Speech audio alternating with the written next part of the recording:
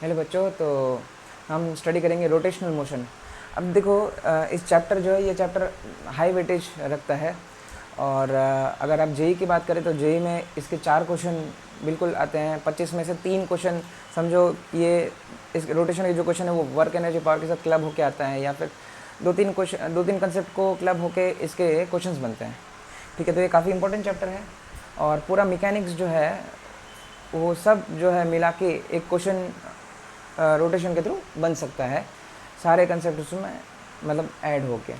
ठीक है, तो देखते हैं यहाँ पे इस चैप्टर में हम क्या स्टडी करेंगे कि हमने जो न्यूटन्स लॉ तक, वर्क पावर एनर्जी तक जो भी हमने क्वेश्चंस करे, कंसेप्ट्स पढ़े, उसमें क्या होता था कि एक ब्लॉक होता था और उस ब्लॉक को कुछ फोर्स लगता था, उसके ऊपर एक्सेलरेशन लगता था, या उसकी काइनेटिक एनर्जी हम देखते थे, या उसके ऊपर जो work done by other different types of forces वो हम देखते थे।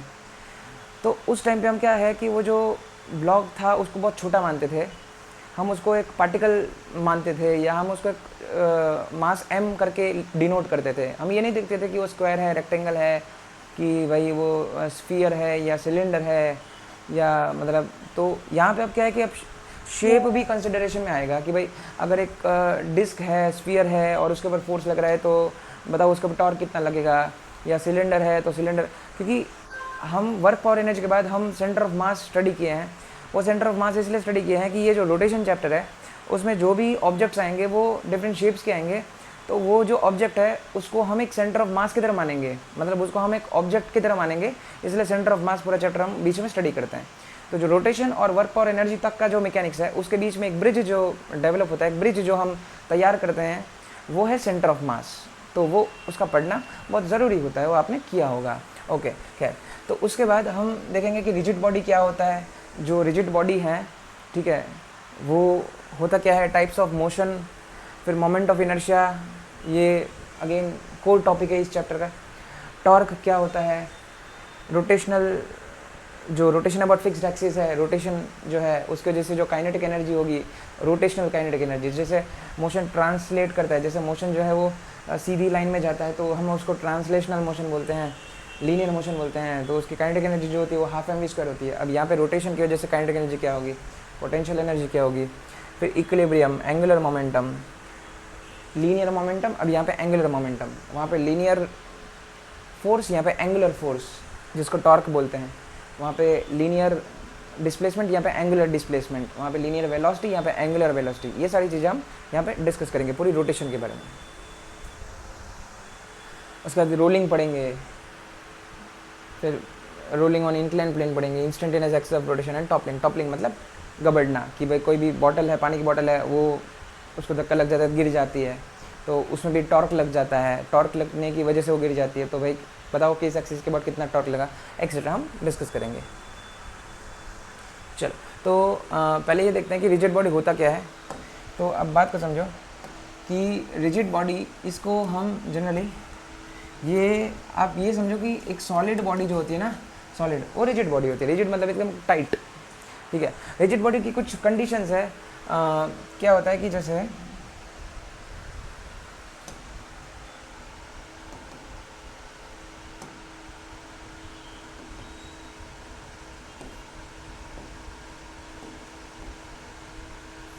ये एक बॉडी है, जैसे ये एक बॉडी है, अब ये एक सॉलिड बॉडी है बिल्कुल, और ये जो बॉडी है ना उसमें बहुत सारे, मतलब अब देखो कि बहुत सारे छोटे छोटे एलिमेंट्स अगर मैं लूँ, ये m1 है, ये एक छोटा सा m है, ठीक है, ये इसका भी मतलब ये dm है, ये छोटा सा dm होगा, ये जो है वो एक छोटा सा dm होगा, ये जो है वो एक छोटा सा dm होगा, ये जो है वो छोटा सा एक dm मास होगा। यहाँ पर अगर बात करें तो एक छोटा सा डी, मतलब हालांकि ये पत्थर है, समझो ये पत्थर ही है, इसका मास कैपिटल एम है, इसका मास जो है वो कैपिटल एम है, M equal to mass of body. अच्छा, पर यहाँ पे डी एम छोटा सा कट का एलिमेंट ले लिया है ना, तो ये भी डी एम है, ये डी एम है, ये डी एम है। अब बात क्या है कि अगर ये ट्रांसलेशनल मोशन कर रहा है, अगर ये जैसे मान लो अगर ये ट्रांसलेशनल मोशन अगर कर रहा है, यदि ये ट्रांसलेशनल मोशन कर रहा है, अगर ये रिजिड बॉडी ट्रांसलेशनल मोशन कर रहा है, ठीक है। तो इसके सारे जो पार्टिकल्स है, सारे जो मतलब इसके एलिमेंट्स है, वो भी इसी दिशा में, वो भी सेम डायरेक्शन में उतनी ही स्पीड से आगे ट्रैवल करेंगे। कहने का मतलब ये है सर कि दोनों पॉइंट के बीच में, मतलब जैसे मान लो ये पॉइंट और ये पॉइंट, इन दोनों के बीच में सर जो गैप होता है ना, ये जो गैप होता है ना, ठीक है, वो कांस्टेंट रहेगा। ये जो गैप होता है वो कांस्टेंट रहेगा। दोनों के बीच में ये जो गैप होता है वो फिक्स रहेगा। दोनों के बीच में ये जो गैप होता है वो फिक्स रहेगा। दोनों के बीच में ये जो गैप होता है वो फिक्स रहेगा। ऐसा नहीं होगा कि ये जो है वो ज़्यादा स्पीड में चला जाएगा आगे, तो ये गैप कम हो जाएगा, तो फिर तो सॉलिड रहा ही नहीं। सॉलिड का मतलब क्या होता है कि दो पार्टिकल के बीच में उसका जो इंटरमोलिकुलर जो स्पेस है वो कांस्टेंट होती है। अगर वो चेंज हो जाएगी तो वो लिक्विड या तो गैस बन जाएगा। तो यहाँ पे रिजिड बॉडी का मतलब होता है सॉलिड बॉडी, ऐसी बॉडी जिन दोनों दो पॉइंट्स के बीच में या दो उसके एलिमेंट्स के बीच में उसका जो डिस्टेंस है वो कांस्टेंट रहेगा, उसको बोलते हैं सॉलिड बॉडी। ठीक है, रिजिड बॉडी। ठीक है, अब यहाँ पे क्या बोला है, इन्होंने क्या लिखा है देखो,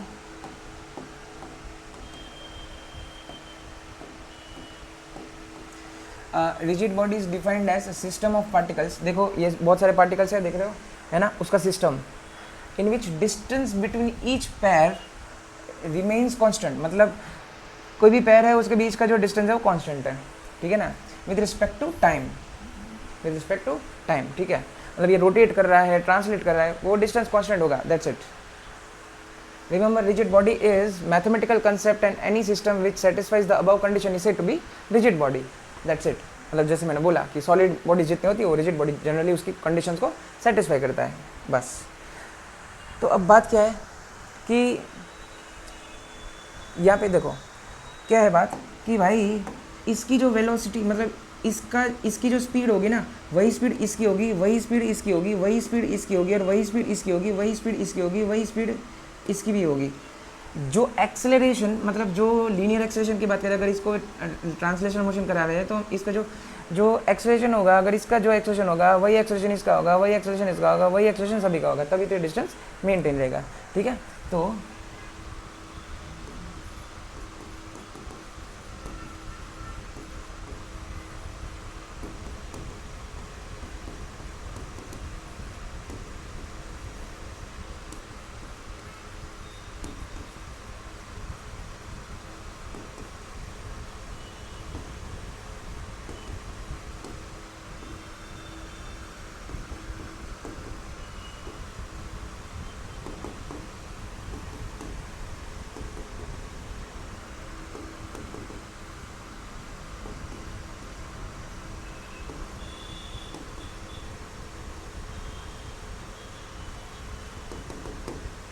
ठीक है, चलो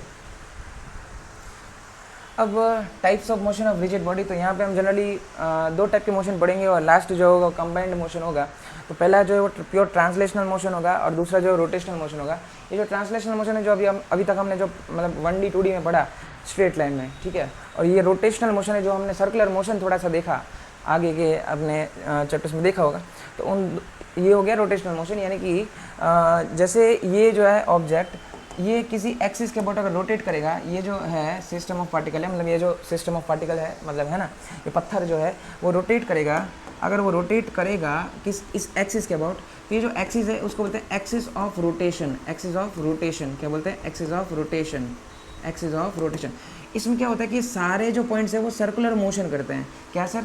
इसमें सारे पॉइंट्स जो है वो सर्कुलर मोशन करते हैं। क्या सर? इसमें सारे जो पॉइंट्स है वो सर्कुलर मोशन करेंगे। ये पॉइंट ऐसे सर्कुलर मोशन करेगा, ये पॉइंट ऐसे सर्कुलर मोशन करेगा, ये पॉइंट जो है वो ऐसे सर्कुलर मोशन करेगा, ये पॉइंट ऐसे सर्कुलर मोशन करेगा।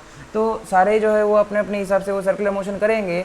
तो उस हिसाब से पूरा जो पत्थर घूमेगा उसको रोटेशन बोलेंगे। इसको क्या बोलेंगे? रोटेशन बोलेंगे।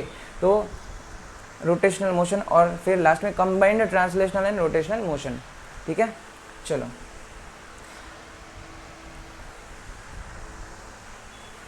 देखो, मैंने आपको क्या बोला था कि प्योर ट्रांसलेशनल मोशन। अब देखो ट्रांसलेशनल मोशन की बात है तो मान लो ये पत्थर है, यहाँ पे अलग अलग मास ले लो, ये M1 ले लो, ये M2 ले लो, M3 हो गया, M4 हो गया, M5 हो गया, M6 हो गया, M7 हो गया, M8 हो गया। अगर ये ट्रांसलेशनल मोशन कर रहा है तो सभी की वेलोसिटी, मतलब M2 की वेलोसिटी v है तो M3 की भी v होगी, M4 की भी v होगी, M5 की भी v होगी, M6 की भी v होगी, सभी की वेलोसिटी v होगी। ठीक है, तो ये हो गया रिजिड बॉडी। और सिमिलरली एक्सेलरेशन जो है उसका भी किसी भी इंस्टेंट पे एक्सेलरेशन भी वही होगा सबका, ठीक है।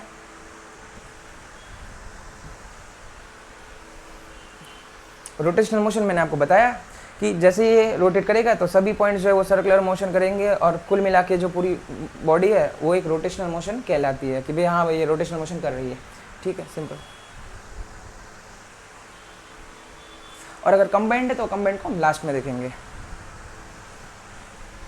अब देखो काइनेमेटिक्स में क्या है, अब ध्यान देना, बात क्या है कि जैसे मान लो कि अगर हमारी ये बॉडी है, ये हमारी एक बॉडी है, और बॉडी मतलब ऑब्जेक्ट है, पत्थर है, अलग अलग उसका मास है। यहाँ पे मैं ये 1 2 3 4 5 6 7 8 ऐसे ले लेते हैं, और ये M1 हो गया, ये M2 हो गया, ये M3 हो गया, ये M4 हो गया, ये M5 हो गया, ये M6 हो गया, ये M7 हो गया, ये M8 हो गया। ओके, तो सर ये जो है ना पार्टिकल, ये जो पार्टिकल है सर,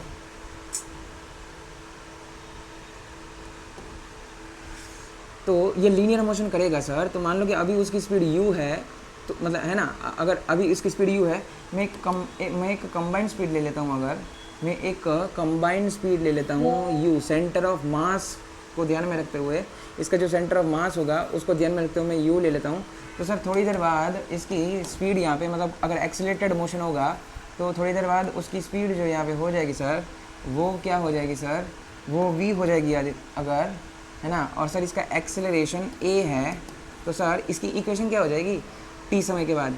अच्छा, तो ठीक है जी, ये t जो है वो टाइम टेकन है। तो हम सबको पता है कि ट्रांसलेशनल मोशन के लिए ट्रांसलेशनल मोशन के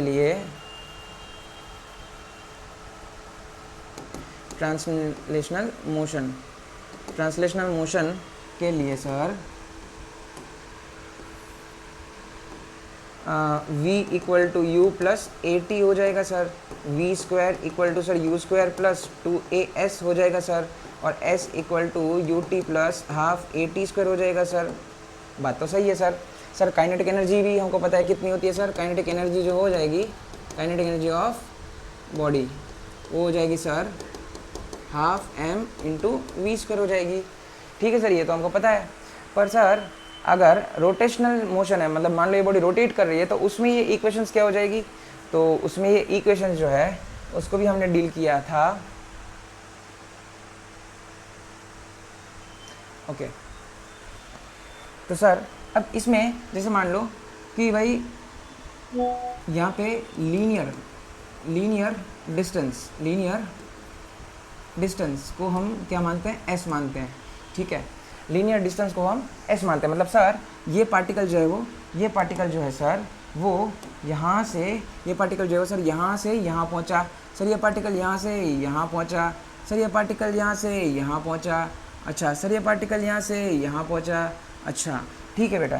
तो सर अब चलो ये तो ठीक है सर, लीनियर डिस्टेंस है, बात क्या है सर एंगुलर डिस्टेंस की। तो linear distance versus angular distance, इसको हम थीटा से डिनोट करेंगे, ये एस से डिनोट करेंगे, ठीक है। तो अब जब यहाँ पे रोटेशन की बात कर रहे हैं हम, जब यहाँ पे ध्यान से देखना बच्चों, जब हम यहाँ पे रोटेशन की बात कर रहे हैं, अब देखिए तो ट्रांसलेशन हो गया, अब हम रोटेशन की बात कर रहे हैं। यदि हम इस बॉडी को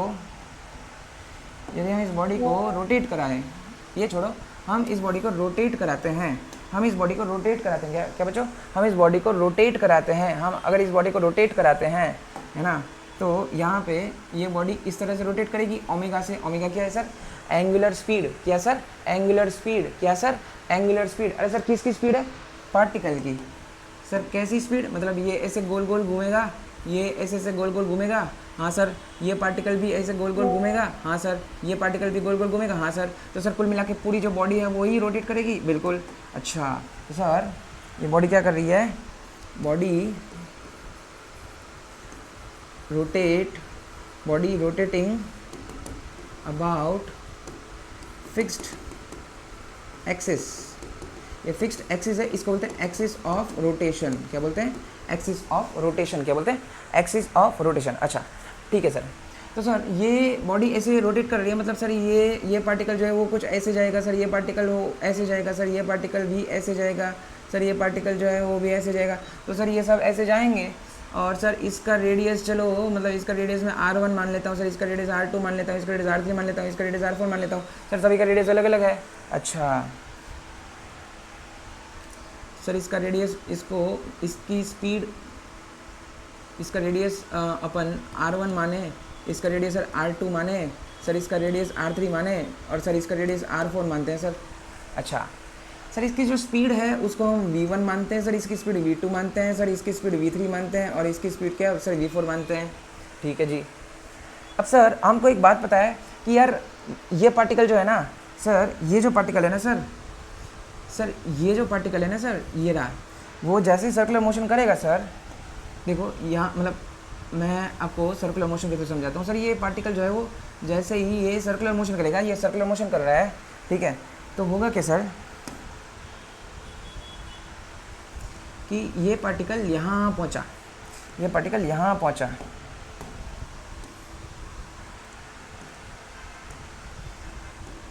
ये थीटा। अच्छा तो सर ये जो डिस्टेंस है इसको बोलेंगे लीनियर डिस्टेंस, ठीक है, और ये थीटा है, इसको बोलेंगे एंगुलर डिस्टेंस, मतलब एंगल कितना कवर किया, टी समय में एंगल कितना कवर किया, एंगुलर। सर ये लीनियर डिस्टेंस हो गया, इसको हम आर्क बोलते हैं मैथ्स में, एस आर्क, और ये हो गया एंगुलर डिस्टेंस थीटा। तो रिलेशन बिटवीन एस और आर क्या है? S equal to are into theta, where r is radius. Relation between arc और एंगुलर डिस्प्लेसमेंट मतलब थीटा, रिलेशन बिटवीन आर्क और थीटा, रिलेशन बिटवीन आर्क और थीटा, रिलेशन बिटवीन आर्क और theta क्या है सर? मैथ्स के अकॉर्डिंग है ना, s equal to are theta. या तो आप ये समझो,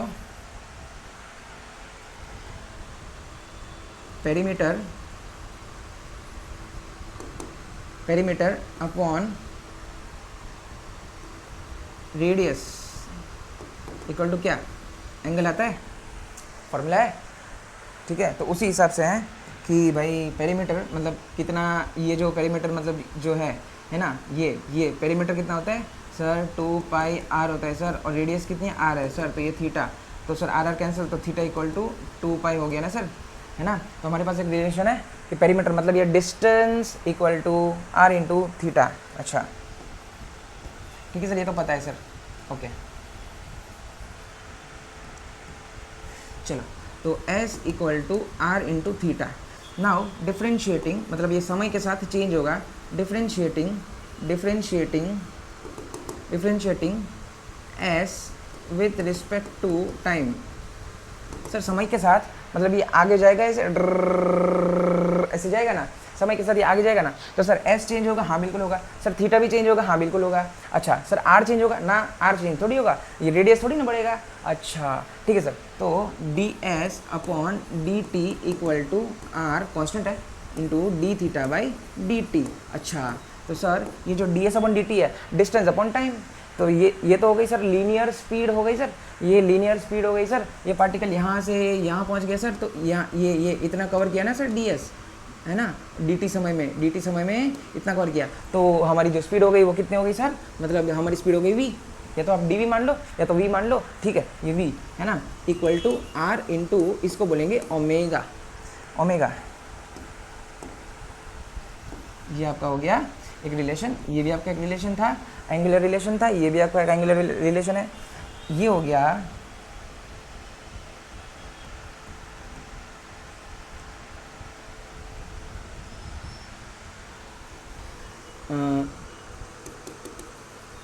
linear speed equal to r into angular speed. अच्छा ठीक है ना सर, ये ओमेगा, ओके, इसका यूनिट क्या है? चल मैं यहाँ पे लिख देता हूँ रिलेशन, तो v equal to are omega, ठीक है। v आपका लीनियर स्पीड हो गया, इसका यूनिट क्या होगा सर, मीटर पर सेकंड होगा, और ओमेगा एंगल की स्पीड, मतलब एंगल की स्पीड समझो रेडियन पर सेकंड, या तो एंगुलर स्पीड समझो।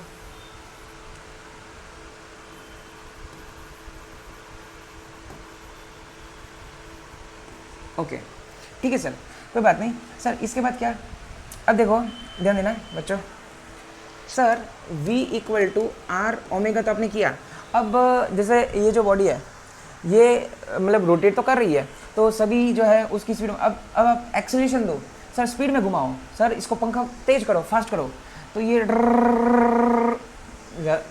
स्पीड इंक्रीज हुई।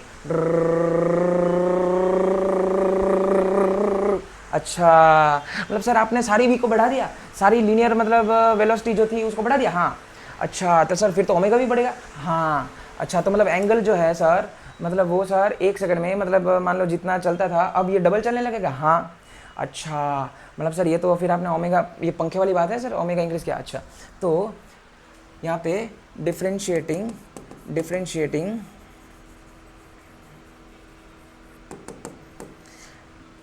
विद रिस्पेक्ट टू टाइम, तो dv/dt है ना, इक्वल टू आर, तो कांस्टेंट ही होगा, आर थोड़ी ना चेंज होगा, है ना। ये थोड़ी है कि अरे तुम रेगुलेटर से करते हो तो पंखा बड़ा हो जाता है, उसका पाँख बड़े रहते हैं, ऐसा थोड़ी होता है ना। d/dt ये जो हो गया इसको बोलते हैं टेंजेंशियल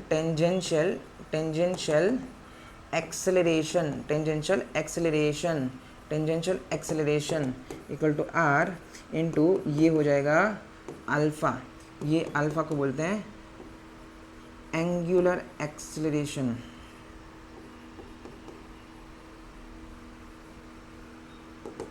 अच्छा, तो again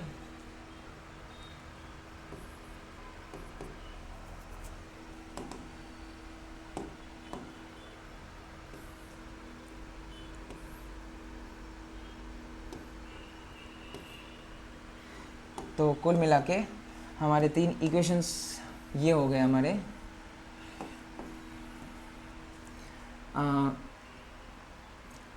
S equal to are theta, V equal to are omega, A equal to R alpha. ठीक है, ये बात है, टेंजेंशियल स्पीड, टेंजेंशियल एक्सेलरेशन। ठीक है सर, तो इस हिसाब से अगर देखा जाए सर, तो फिर तो अब देखो हमारी जो काइनेमेटिक इक्वेशंस थी, v equal to u plus a t, इसको भी हम लिखेंगे sir omega equal to omega not plus alpha t. Sir a को हम अल्फ़ा लिखते हैं, देखो ना ये, अब बात को समझो, सर कि भाई ये क्या है, ये इनिशियल स्पीड है या फाइनल स्पीड है। अच्छा, तो हम लिखेंगे इनिशियल स्पीड u है, तो देखो v equal to are omega है। अगर कोई भी चीज़ रोटेट कर रही है, सर, तो हम क्या लिखेंगे भाई, शुरुआत की स्पीड, तो चलो यहाँ पे ओमेगा नॉट आर, फाइनल जो है वो ओमेगा इंटू आर लिख देते हैं, प्लस ए को हम लिखते हैं अल्फ़ा आर, मतलब आर अल्फ़ा, तो आर इंटू अल्फ़ा और टी। आर जो है वो कट हो जाएगा, तो सर यहाँ पे हो जाएगा omega equal to omega not plus alpha T. तो ये हो गई हमारी इक्वेशन नंबर 1, ये हो गई हमारी इक्वेशन नंबर 1।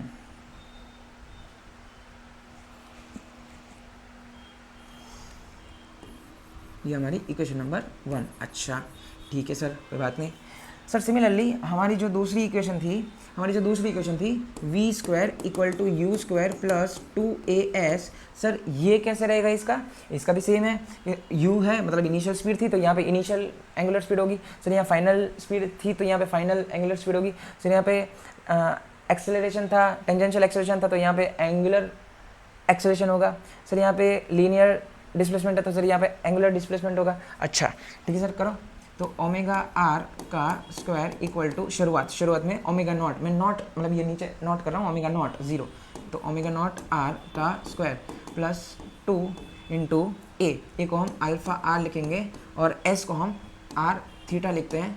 ओके है ना, जैसे हमने देखा तो आर जो है वो दोनों साइड से कट हो जाए, देखो यहाँ आर और आर स्क्वायर हो गया, यहाँ पर आर स्क्वायर, ये भी आर स्क्वायर, तो ये हो जाएगा omega square equal to omega not square plus 2 alpha theta.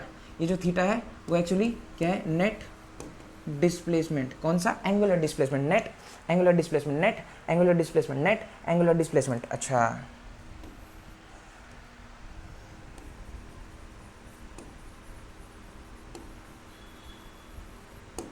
Net angular displacement, ठीक है। तो सर ये भी हमारा क्या हो गया सर, ये सेकंड इक्वेशन हो गई, सेकंड काइनेमेटिक इक्वेशंस हो गई किसकी, एंगुलर मोशन की या रोटेशनल मोशन की।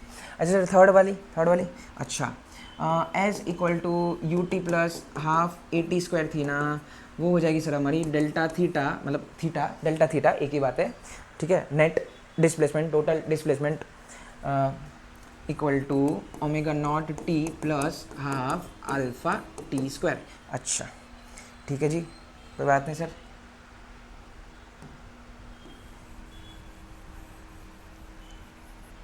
अच्छा सर ये 3 हमारी इक्वेशंस हो गई, ओके। तो अब चलो देख इसमें और भी सर छोटी मोटी चीज़ें अब बता दो कि जैसे मान लो काइनेटिक एनर्जी, सर अगर कोई भी काइनेटिक एनर्जी जो हाफ एम वी स्क्वायर थी उसका भी बता दो सर। अच्छा हाफ एम वी स्क्वायर, तो जो काइनेटिक एनर्जी है, translational kinetic energy half M V square, तो सर यहाँ पे गोल गोल घूम रहा है, और यहाँ पे तो पूरे चैप्टर में रोटेशनल मोशन ही है, तो ऐसे हमारा जो सब्सटेंस है, हमारा जो पत्थर है वो सर्कुलर मोशन कर रहा है, तो इसकी रोटेशनल काइनेटिक एनर्जी कितनी होगी, ये रहा, आ जाओ। तो रोटेशनल काइनेटिक एनर्जी होगी, rotational equal to half M, और सर वी, सभी वी का मतलब वी कितना होगा, आर ओमेगा, वी कितना होगा, आर ओमेगा है ना। अच्छा तो ये हो जाएगा आर ओमेगा का स्क्वायर, ये हमारा फॉर्मूला है जो हम आगे देखेंगे, ठीक है। अब बात क्या है पता है, बात क्या है कि सर यार v जो है वो आर ओमेगा है, सर आर अगर ज़्यादा होगा तो उसका v भी ज़्यादा होगा, बिल्कुल हाँ।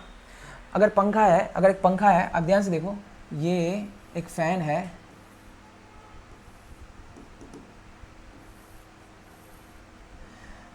एक ये पॉइंट है, एक तो हो गया ये वाला पॉइंट है, और एक हो गया ये वाला पॉइंट है।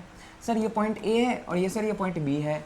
अच्छा सर ये जो मतलब ये गोल गोल घूम रहा है, मतलब ये जो गोल गोल घूम रहा है वो प्रति सेकंड 30 डिग्री घूम रहा है, पंखा जो है वो मान लो प्रति सेकंड पर सेकंड 30 डिग्री वो रोटेट कर रहा है। तो सर कुछ टाइम के बाद ये जो पंखा है ना सर, कुछ टाइम के बाद सर ये जो पंखा है वो सर वो तो यहाँ आ जाएगा, हाँ बिल्कुल आ जाएगा। अच्छा तो सर उस टाइम पे जो हमारे पॉइंट्स होंगे सर वो यहाँ आ जाएगा, और ये पॉइंट यहाँ पे आ जाएगा, ये बी और ये ए यहाँ पे आ जाएगा, बिल्कुल। तो भाई पर सेकंड, यानी कि पर सेकंड जो थीटा है, डेल्टा थीटा, ठीक है, इसको ओमेगा बोलते हैं, हाँ सर ये कांस्टेंट है, ये क्या है, कांस्टेंट है। अच्छा ठीक है सर, भाई अगर ये कांस्टेंट है तो सर हमारा रिलेशन मतलब वी ए के में आर ओमेगा, वी ए के लिए अगर मैं बात करूँ, मैं एक ए पॉइंट के लिए तो V equal to are omega, और बी के लिए मैं बात करूँ तो we B equal to are omega. अच्छा सर ओमेगा तो कांस्टेंट है दोनों के लिए, बिल्कुल सर आर दोनों का अलग अलग है, मतलब इसका आर देखो सर, इसका आर तो ये रहा, और सर इसका आर देखो ना ये रहा, तो भाई आर जिसका ज़्यादा उसका वी भी ज़्यादा है ना, r b greater than r a, तो we b greater than v a, ये बात है, ठीक है। बट ओमेगा जो है वो कांस्टेंट रहेगा दोनों के लिए, क्यों, क्योंकि प्रति सेकंड दोनों ही 30 डिग्री घूम रहे हैं ना, ऐसा थोड़ी है कि अरे एक सेकंड में ये 30 घूम गया तो ये 60 घूम गया, ऐसा कहाँ है, तो पंखा बेंड नहीं हो जाएगा फिर, है ना। ओके तो इसलिए जो पॉइंट है उसकी लोकेशन के ऊपर डिसाइड होगा कि ये उसकी काइनेटिक एनर्जी कितनी है, क्योंकि उसका जो आर है अगर वो ज़्यादा है तो उसकी काइनेटिक एनर्जी ज़्यादा होगी, अगर उसका आर कम है तो काइनेटिक एनर्जी भी कम होगी। खैर वो हम बाद में डिस्कस करेंगे। चल एक क्वेश्चन देखते हैं यहाँ पे क्या बोला है इस क्वेश्चन में, a wheel rotates with an constant angular acceleration of 2 radian per second square. मैंने आपको यहाँ पे यूनिट्स वगैरह आपको लिखवाया होगा कि देखो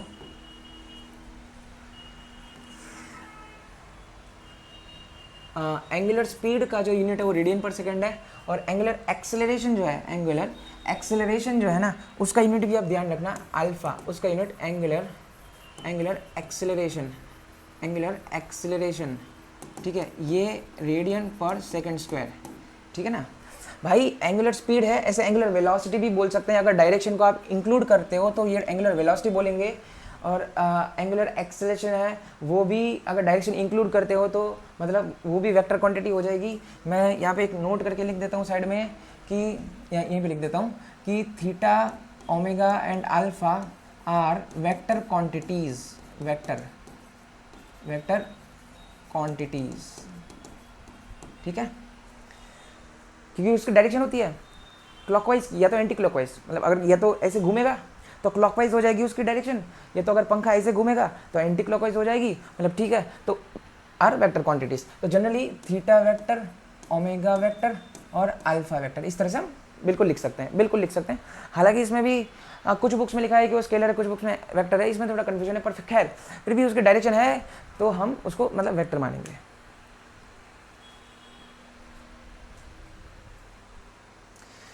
ओके, क्वेश्चन देखो, A wheel rotates with constant angular acceleration of 2 radian per second square. तो पहले गिवन लिखो, हमेशा फिजिक्स में क्या करो, पहले गिवन लिखो, उसके बाद डायग्राम ड्रॉ करना है, उसके बाद डायग्राम ड्रॉ करो, क्योंकि क्वेश्चन समझ थोड़ी आता है, क्वेश्चन लैंग्वेज से समझ नहीं आता, हमको डायग्राम ड्रॉ करना पड़ता है। कितने भी एक्सपर्ट हो आप, चाहे 20 साल फिजिक्स पढ़ा लो, डायग्राम ड्रॉ करना पड़ेगा।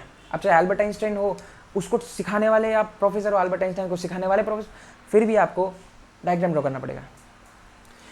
तो और उसके बाद फाइंड क्या करना है, फाइंड क्या करना है वो एनालाइज करो। तो ये 3 जो है सोचने के स्टेप्स होते हैं फिजिक्स में कोई भी क्वेश्चन करने के लिए।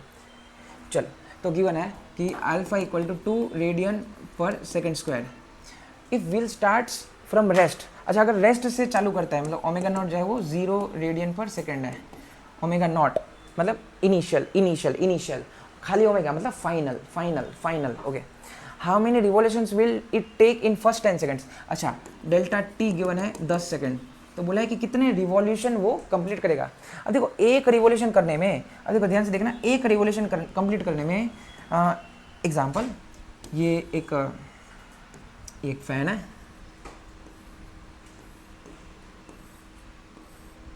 ठीक है जी, एक फैन है और ये ऐसे घूम रहा है ओमेगा से, है ना।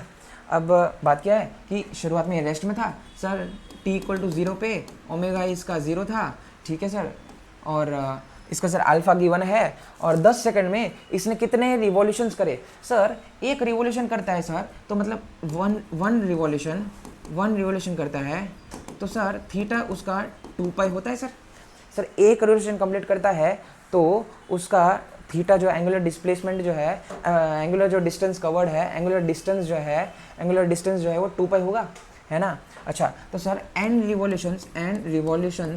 रिवॉल्यूशंस करेगा तो थीटा कितना होगा सर, 2 पाई इंटू एन होगा, सीधी बात है। अगर 2 करेगा तो 2 पाई 2 बार, 3 करेगा तो 2 पाई इंटू 3, 4 करेगा तो 2 पाई इंटू 4। अच्छा ठीक है जी, चलो सर गिवन तो हमको समझ आ गया सर, डायग्राम भी आपने ड्रॉ कर दिया ना सर। चलो, तो अब क्या लगेंगे, फाइंड क्या करना है, फाइंड करना है नंबर ऑफ रिवॉल्यूशंस। तो यहाँ से मेरे को थीटा याद आता है, ठीक है। तो अब यहाँ से हमको स्ट्राइक हो जाएगा कि हमको क्या करना है, सिंपल है, हमको 3 इक्वेशन गिवन है, काइनेमेटिक की 3 इक्वेशन गिवन है। हमको 3 इक्वेशन देखो, omega square equal to omega not square plus 2 alpha theta equal to omega not T plus half alpha T square, omega equal to omega not plus alpha T. बताओ कौन सी equation use करनी है। आप बोलोगे sir मेरे को ना sir theta find करना है सर, तो मैं ये इक्वेशन यूज़ करूँगा, चलेगा। आपको ओमेगा नॉट पता है, हाँ सर पता है ना, अल्फा पता है, अल्फा हाँ सर पता है, टी पता है, हाँ सर पता है, तो थीटा मिल गया, हाँ सर मिल गया, बस। तो हम देखेंगे फिर उस हिसाब से कि भाई कितना रिवोल्यूशन है सर, ये चलेगा, ठीक है। ये पता है, हाँ पता है सर, अल्फा पता है, हाँ पता है सर, थीटा पता है सर, वो तो फाइंड करना है, ओमेगा नहीं सर वो नहीं पता, तो पहले वो कहीं से लाना पड़ेगा, वो भी चलेगा, कहीं से ले आओ आप, यहाँ से ओमेगा फाइंड कर लो, फिर यहाँ पे रख दो, ठीक है ना। तो पर खैर, तो हम कोई भी एक इक्वेशन को यूज़ कर सकते हैं। अच्छा, तो omega delta theta equal to omega not T plus half alpha T square. Omega कितना है सर, 0 इंटू समय 10 second plus half alpha, sir alpha कितना है 2 इंटू टी स्क्वायर, टी 10 का स्क्वायर ये 0, ये 2 कैंसिल, 100। तो sir delta theta, sir theta ये 100 आ गया सर, 100 रेडियन, सर 100 रेडियन आ गया सर। अच्छा भाई एक एक एक रिवॉल्यूशन में कितना कवर करता है सर? 2 पाई करता है सर। ये तो 100 रेडियन हो गया, तो सर 2 पाई रेडियन मीन्स एक रिवॉल्यूशन। तो सर 100 रेडियन मतलब कितने n रिवॉल्यूशंस? बिल्कुल। अब ये मत बोलना कि सर ये पाई में है, मेरा तो पाई में आया नहीं। अरे भाई तुम पाई को तुम 3.14 लिख के फिर उसको सिंपल टर्म्स में कन्वर्ट कर लो, ठीक है ना। ऐसी कोई बात नहीं है कि जरूरी थोड़ी कि पाई में आना है, ऐसे थोड़ी होता है। ओके चलो इसका रेशियो ले लेते हैं, रेडियन से रेडियन कैंसिल हो जाएगा, 2 pi upon 100 equal to 1 upon n। तो यहाँ से n आ जाएगा 50/पाई। तो ये हमारा आंसर है कितना? 50/पाई रिवॉल्यूशंस। अब इसको आप अगर कैलकुलेटर में करोगे तो आपका जो आंसर आएगा, आपका जो आंसर आएगा 50/पाई रिवॉल्यूशंस। करके देखते हैं एक बार।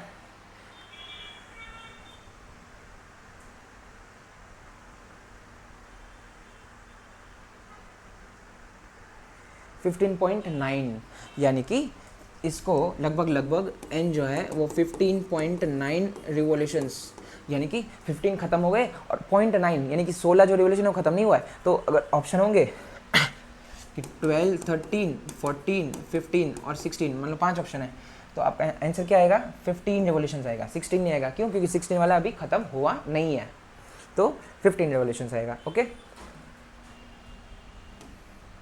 तो यहाँ पे मैं लिखूंगा 15 रिवॉल्यूशंस।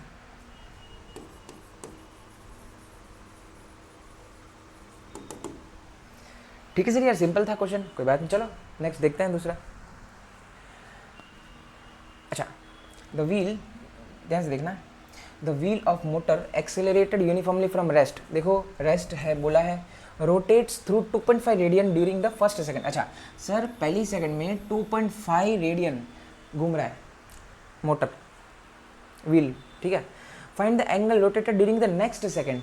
क्या बोल रहा है? मैंने क्या बोला कि हमको सोचना क्या है, सोचना क्या है, थिंकिंग क्या करना है सर? पहले तो गिवन क्या है, उसके बाद डायग्राम ड्रॉ करना है। सर डायग्राम के बिना हमको नहीं समझ आता है। और उसके बाद फाइंड क्या करना है, ये 3 सोचेंगे, ख़त्म, यही तो है मेन। ओके सर गिवन क्या है कि व्हील ऑफ मोटर, मतलब यहाँ पे एक मोटर ड्रॉ करते हैं, मतलब एक व्हील ड्रॉ करते हैं। चलो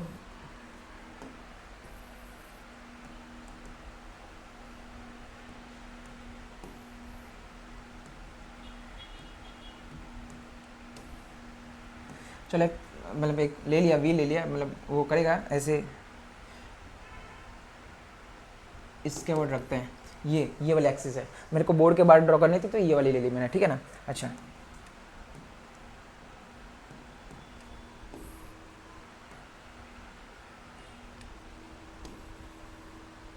okay uniformly from rest. Sir शुरुआत में रेस्ट में है तो 0 रेडियन पर सेकेंड। अच्छा रोटेट्स थ्रू 2.5 रेडियन। अच्छा थीटा 1 जो है वो 2.5 रेडियन है, और जो टाइम गिवन है वो है ड्यूरिंग फर्स्ट सेकेंड 1 सेकेंड। अच्छा तो बोला कि नेक्स्ट जो सेकेंड है, यानी कि उसके बाद वाली जो सेकेंड है उसमें कितना, कोई बात नहीं फाइंड कर लेंगे, ठीक है जी। सर गिवन क्या है ये लिख दिया सर, डायग्राम सर ड्रॉ कर लिया ना, यही तो है डायग्राम और कैसा, हम जैसा हमको आता है ऐसा करेंगे। अच्छा फाइंड क्या करना है सर? फाइंड करना है सर थीटा 2 फाइंड करना है। अच्छा ठीक है सर, तो क्या लगाएंगे सर? अब सोचो क्या लगाएंगे कि सर हमारे पास 3 इक्वेशन है, 3 इक्वेशन में से हमको थीटा फाइंड करना है, तो सर हम थीटा इक्वल टू ये वाली यूज़ करेंगे sir, theta equal to omega not T plus half alpha T square करेंगे, या तो sir omega square equal to omega not square plus 2 alpha theta, ये वाली करेंगे। अच्छा सर कोई भी एक करते हैं, चलो आ जाओ। हाँ ये बेटर रहेगी, गिवन है ना, थीटा गिवन है, हाँ सर ओमेगा नॉट सर 0 है ना, टी सर गिवन है, अल्फ़ा सर अल्फ़ा गिवन तो नहीं है, पर इसकी ज़रूरत भी नहीं पड़ेगी क्योंकि हम रेशियो ले लेंगे। क्या रेशियो सर? अरे बाबा थीटा 1 थीटा 2 का रेशियो ले लेंगे, T1 T2 का रेशियो ले लेंगे और उस हिसाब से हम थीटा फाइंड कर लेंगे। चलो आ जाओ।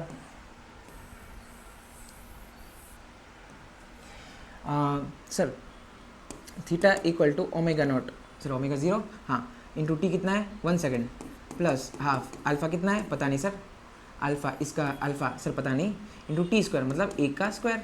अच्छा तो थीटा वन कितना है सर 2.5। ओके तो 2.5 equal to alpha by 2 into 1। तो सर अल्फ़ा मिल गया 2.5 इंटू 2 यानी कि 5 रेडियन पर सेकेंड स्क्वायर। अच्छा सर अल्फ़ा मिल गया sir.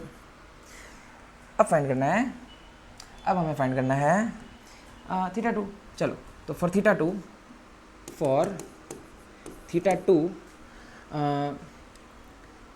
Theta equal to omega not T plus half alpha T square.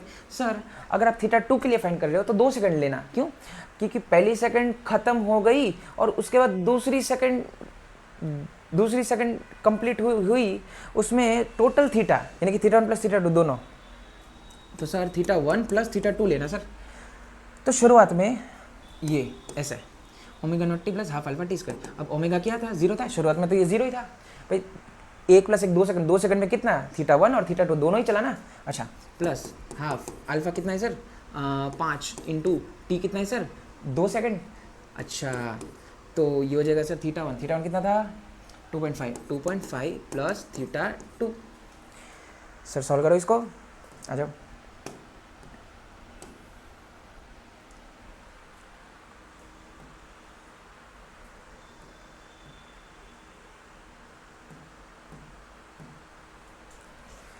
Uh, 2.5 plus theta 2 equal to 2 to 4 उड़ गया 10 बचेगा। तो थीटा 2 इक्वल टू 10 माइनस 2.5 तो थीटा 2 इक्वल टू 7.5 रेडियन। अच्छा तो sir ये रहा, ये आपका मतलब थीटा 2 है। ये रही मेथड नंबर 1। कई बच्चे बोलेंगे अरे सर आपने ये थीटा 1 प्लस थीटा 2 क्यों लिया? ठीक है भाई, तो तुम खाली थीटा 2 ले लो, तो फिर ये जो ओमेगा है फिर वो तुम्हारे रेस्ट में नहीं है, फिर तुमको फाइंड करना पड़ेगा कि भाई एक मतलब थीटा 1 कंप्लीट 1 सेकंड के बाद तुम्हारी जो इनिशियल स्पीड थी वो कितनी थी, है ना। देखो वो वाली मेथड भी करता हूँ मैं। कई बच्चे बोलेंगे sir after 1 second angular speed of wheel, तो ये भी तो फाइंड करना पड़ेगा। तो sir omega equal to omega not plus alpha T, omega equal to sir 0 plus alpha कितना था सर 5 इंटू 1 सेकेंड T1 गया ना। अच्छा तो सर ओमेगा हो जाएगा 5 रेडियन पर सेकेंड। सर अब आप क्या करो, अब आप ये मेथड करो, कौन सी सर, ये वाली इक्वेशन यूज़ करो, कौन सी जो इसमें करी थी वो। ठीक है सर, अब यहाँ पे सर आपने 0 लिया था ना, अब यहाँ पे शुरुआत में ना 5 लेना पड़ेगा सर। अच्छा तो theta 2 equal to 5 into T plus half into alpha into T का स्क्वायर। अच्छा 5 into 1 plus half into 5 into 1 का स्क्वायर, ये हो जाएगा थीटा 2। तो थीटा 2 हो जाएगा 5 प्लस 5/2, 5 प्लस 2.5 7.5 रेडियन। ठीक है सर, ये भी मेथड सही है। डन, बात समझ आ रही है?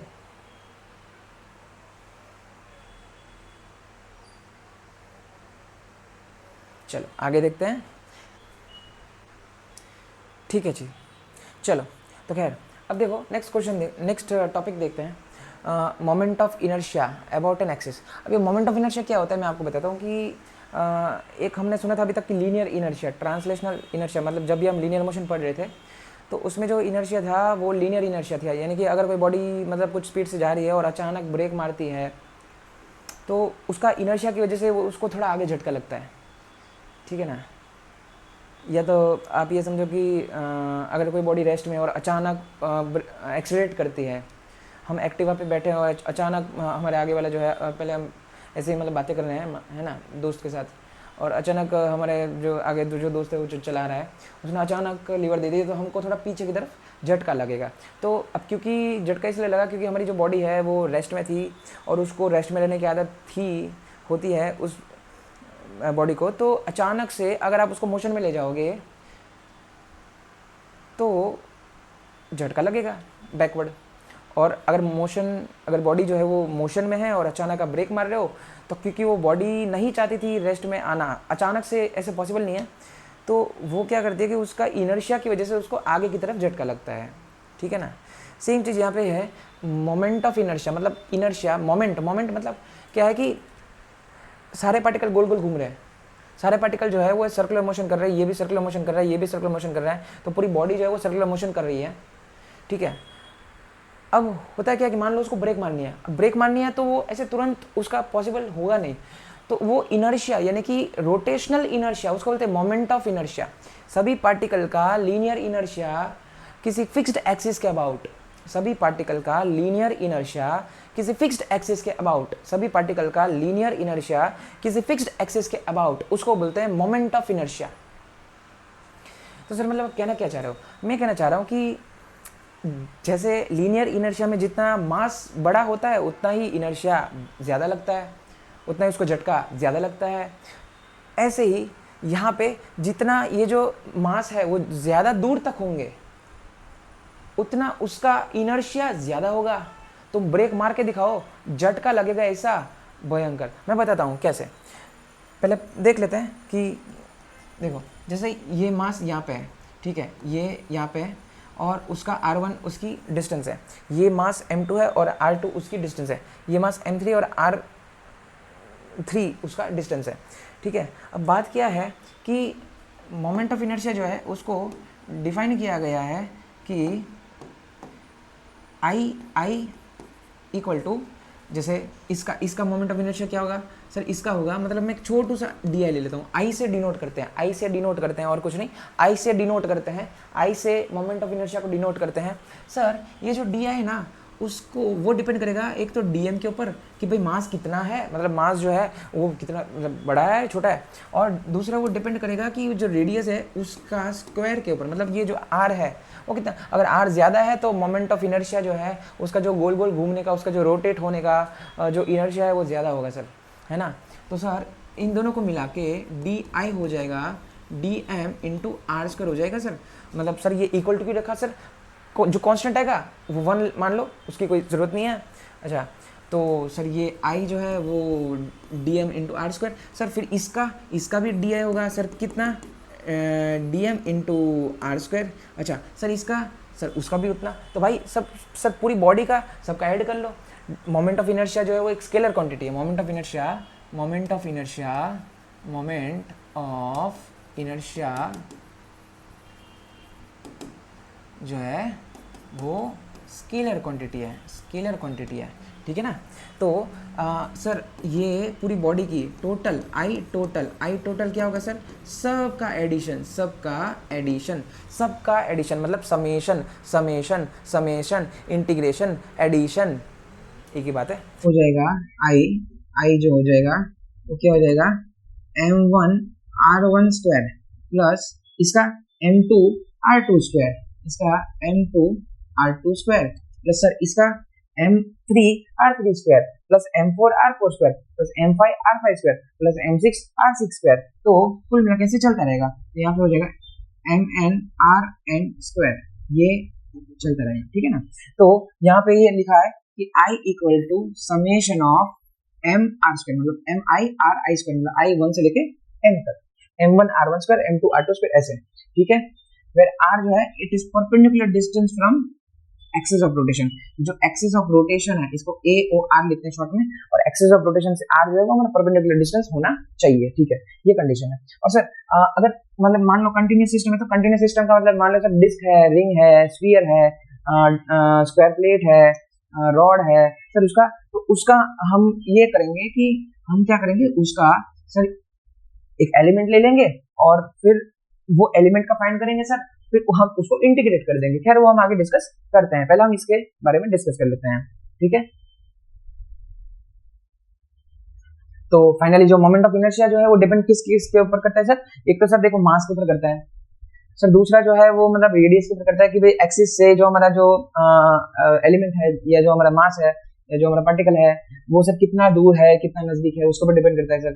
और तीसरा अब क्योंकि मास के ऊपर डिपेंड करे तो सर वो डेंसिटी के ऊपर डिपेंड करेगा, उसकी साइज के ऊपर डिपेंड करेगा कि भाई सर वो जो मास है, ठीक है ना, जैसे मान लो कि ये एक मेटल है और या सर एक प्लास्टिक है, ठीक है, दोनों का साइज सेम है लेकिन सर दोनों की डेंसिटी तो अलग अलग है ना सर, तो वहां पे मास चेंज हो जाएगा फिर, है ना।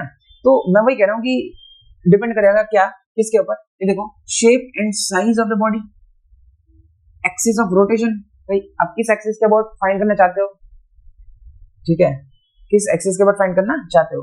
सर ये एक्सिस आपने बीच में ली, सर मान लो ये एक्सिस यहाँ पे ली होती तो मोमेंट ऑफ इनर्शिया अलग आता है, क्यों, क्योंकि सर तो फिर ये जो पार्टिकल है उसका डिस्टेंस चेंज हो जाता है, सर इसका डिस्टेंस चेंज हो जाता है, सर इसका डिस्टेंस चेंज हो जाता है, तो वहां पे जो है वो फिर उस हिसाब से आंसर आता है। अच्छा,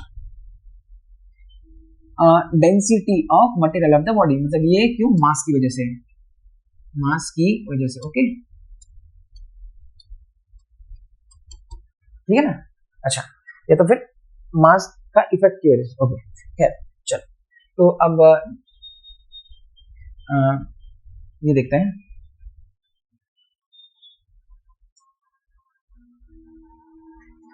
एग्जाम्पल, जैसे मैं ये एक एक्सिस ऑफ रोटेशन है, ये एक एक्सिस ऑफ रोटेशन है, ये एक्सिस ऑफ रोटेशन है, और सर मान लो कि मेरे को ना मैं एक पॉइंट मास यहाँ ले लेता हूँ सर, इसका मास m ले लो, और ये सर m/2 ले लो सर, सर ये 2m ले लो सर, और सर ये बिल्कुल यहाँ पे ले लो सर, m ले लो। अच्छा, इसका डिस्टेंस कितना रखना है सर, इसका डिस्टेंस इसका इसका इसका और ये 0 है, ये ऐसे है, ओके, इसका डिस्टेंस सर r कॉमा मतलब r डिस्टेंस है, ये r है, ये 2r है, और ये r/2 है, और यहाँ पे तो r0 है, ये तो यहीं चिपक के बैठा है, ठीक। अच्छा ठीक है सर, तो अब ये ऐसे ऐसे गोल गोल कर रहा है ना सर, ये ऐसे गोल गोल घूम रहा है, ये ऐसे गोल गोल घूम रहा है, देखो ना सर, ये ऐसे ऐसे गोल गोल कर रहा है, और ये तो देखो सर ऐसे ऐसे कर रहा है। अच्छा, तो चलो, तो फाइंड, क्वेश्चन क्या है, find moment of inertia of system, find moment of inertia of the system about axis of rotation, about axis of rotation। चलो क्या सोचेंगे सर, सर आपने बताया ना अभी कि I इक्वल टू इसकी वजह से मोमेंट ऑफ इनर्शिया प्लस इसकी वजह से मोमेंट ऑफ इनर्शिया प्लस इसकी वजह से मोमेंट ऑफ इनर्शिया प्लस इसकी वजह से मोमेंट ऑफ इनर्शिया। अच्छा, तो सर I1 बोलो m into R square, I2 बोलो सर m मतलब इसका मास m/2 इंटू सर 2r का स्क्वायर, यहाँ पे 2r का स्क्वायर, प्लस I3 बोलो सर, I3 ये रहा, इसकी वजह से कितना सर 2m इंटू r/2 का स्क्वायर प्लस I4 इसकी वजह से मास m इंटू सर 0 का स्क्वायर। अच्छा सर ये स्केलर है, हाँ देखो ना ऐड कर रहे हैं हम, स्केलर एडिशन ही तो कर रहे हैं, स्केलर एडिशन ही तो कर रहे हैं, स्केलर एडिशन ही तो कर रहे हैं। तो I equal to mr² plus 2 का square 4m r² 2m r² plus 0। I equal to ये 2 हो जाएगा प्लस 1 3 हो जाएगा, 3m r² plus 1/2 m r², ये हो जाएगा 3 प्लस 1/2 यानी कि 3.5 m r²। सर ये हो जाएगा I moment of inertia of the body about ये वाली एक्सिस। अच्छा इसका यूनिट क्या है, what is the unit, kg metre square, kg metre square, kg m मतलब kg, r² मतलब मीटर स्क्वायर, तो kg मीटर स्क्वायर यूनिट।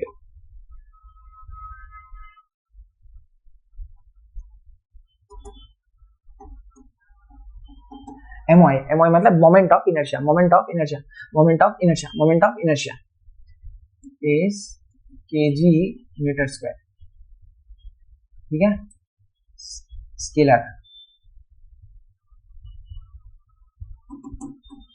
ये बात है सर। मान लो सर और एक क्वेश्चन लो सर, एग्जांपल देखो बच्चे, अगर ये है एक ट्रायंगल जैसे समझो, और सर इसके अबाउट हमको रोटेट कराना है, क्या सर? हमको सर इसके अबाउट, ये रही एक्सिस आउटसाइड, ये एक्सिस जो दिख रही आउटसाइड है ना, तो हमको ये एक्सिस के अबाउट देखो डॉट, जब भी याद रखना, जब भी टीचर डॉट करे ना तो ये समझ लेना कि आउटसाइड है, आउटसाइड है, जब भी क्रॉस करे ना तो समझ जाना क्या इनसाइड है, इनसाइड, ओके। आउटसाइड को हम के कैप लिखते हैं और इनसाइड को माइनस के कैप लिखते हैं। आउटसाइड को हम जेड एक्सिस से डिनोट करते हैं, इनसाइड को हम माइनस जेड एक्सिस से करते हैं। अगर आपकी मर्जी है कि नहीं सर मेरे को ना इनसाइड पे मेरे को प्लस के रखना है तो आप रख सकते हो, कोई बात नहीं, लेकिन क्या है कि एक कन्वेंशन है, हम इसको फॉलो करते हैं, ठीक है। बाकी आप इनसाइड भी प्लस ले सकते हो, आउटसाइड माइनस ले सकते हो, कोई प्रॉब्लम नहीं है, वो ठीक है, वो तो कन्वेंशन वाली बात है और कुछ नहीं। चलो सर इसका मास m है, इसका भी मास m है, इसका भी मास m है, side A side A side A। अच्छा सर इसके अबाउट मोमेंट ऑफ इनर्शिया, मतलब यहाँ पे एक डोरी बांधी हुई है, ये भी डोरी बांधी हुई है, डोरी बांधी हुई है, डोरी जो है उसका कोई मास नहीं है, इसकी लेंथ a है, ठीक है। Find moment of inertia of system about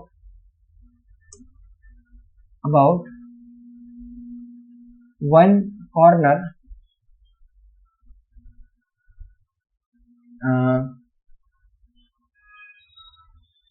with axis perpendicular to plane of paper, ठीक है ना, एक्सिस जो है वो परपेंडिकुलर टू द प्लेन, मतलब ऐसे। चलो तो इसके बाद क्या होगा sir, I equal to sir I1 plus I2, मतलब इसकी वजह से होगा सर, हाँ इसकी वजह से होगा सर, हाँ सर इसकी वजह से होगा सर, अरे इसका तो जीरो ही होगा, I3 सर वही ये चिपक के बैठे है सर। अच्छा सर बताओ, देखो इसके अबाउट, देखो इसके अबाउट ना ये ऐसे गोल गोल करेगा, देखो ये अरे सॉरी ये है, इसके अबाउट ना इसका ऐसे ऐसे करके ये गोल गोल घूमेगा सर, ये कैसे करेगा सर, ये कुछ ऐसे करेगा सर, देखो समझ रहे बात को, है ना। अच्छा ठीक है सर, तो बात क्या sir, I equal to I1 मतलब m इंटू ए स्क्वायर प्लस ये रहा है m इंटू ए स्क्वायर प्लस सर ये m इंटू सर जीरो, वो कितना डिस्टेंस पे है सर, जीरो, ये रही ना एक्सिस ऑफ रोटेशन, सर ये एक्सिस ऑफ रोटेशन यही तो है, तो जीरो हुआ ना, तो ये हो जाएगा सर 2m ए स्क्वायर, ये आपका आंसर है, ये जी मीटर स्क्वायर। समझ आ गया सर। और एक क्वेश्चन ऐसे ले सकते हैं, देखो सर 4 पॉइंट मास है, 4 पॉइंट मासेस है, और ये रस्सी से ऐसे बांधे हुए हैं सर, मतलब 4 पॉइंट मास, एक यहाँ पे, यहाँ पे, एक यहाँ पे और एक यहाँ पे, मास m मास m मास m मास m। अच्छा ठीक है सर, इसकी लेंथ l ले लेते हैं सर, इसकी लेंथ भी l ले लेते हैं, स्क्वायर है मतलब, ठीक है। क्वेश्चन क्या है, 4 इक्वल पॉइंट मास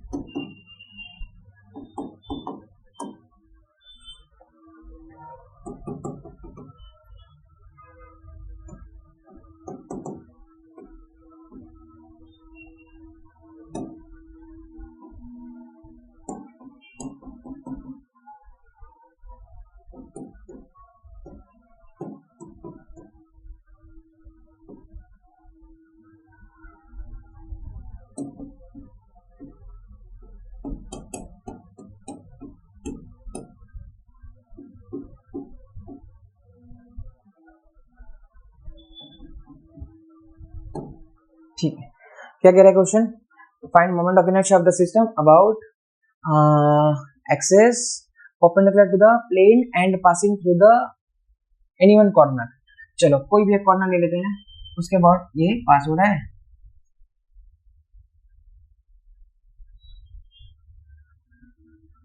सर ये वाला लेते हैं और इसके अबाउट ये वाली एक्सिस पास हो रही है, क्या बोला है? Perpendicular to the plane. अच्छा sir perpendicular to the plane तो है, देखो ना sir perpendicular to the plane है तो है। अच्छा ओके, तो इसके अबाउट सर ये L डिस्टेंस पे है, सर ये भी L डिस्टेंस पे है, और सर ये पता नहीं कितना डिस्टेंस पे, सर ये नहीं पता। अच्छा ठीक है, तो ये डिस्टेंस निकालना पड़ेगा ना सर। हाँ चलो, तो I हो जाएगा, I टोटल हो जाएगा I1 plus I2 plus I3, 1 2 3 4 4 है ना, प्लस I4। अच्छा सर एक्सिस ऑफ रोटेशन कहाँ है? AOR, axis of rotation. AOR मतलब एक्सिस ऑफ रोटेशन, AOR मतलब AOR मतलब एक्सिस ऑफ रोटेशन। क्या शॉर्ट फॉर्म बना रहे हो सर? अच्छा MOI मतलब मोमेंट ऑफ इनर्शिया, ठीक है ना, मोमेंट ऑफ इनर्शिया। ठीक,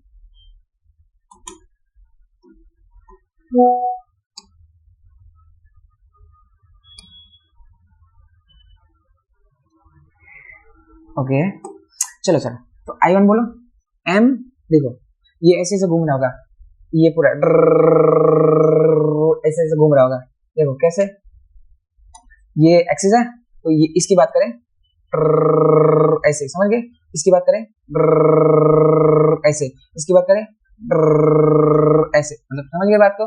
हाँ इस एक्सिस के अबाउट, इस एक्सिस के अबाउट सब लोग रोटेट करते होंगे। ओके ठीक है, इस कंप्लीट करो क्या, देखो ये इसका कुछ ऐसे कंप्लीट होगा सर, इसका इसका ना सर ये कुछ ऐसे कंप्लीट होगा सर, इसका सर इसका ऐसे होगा सर। अच्छा ठीक है ना, समझ गए ना बात को? ओके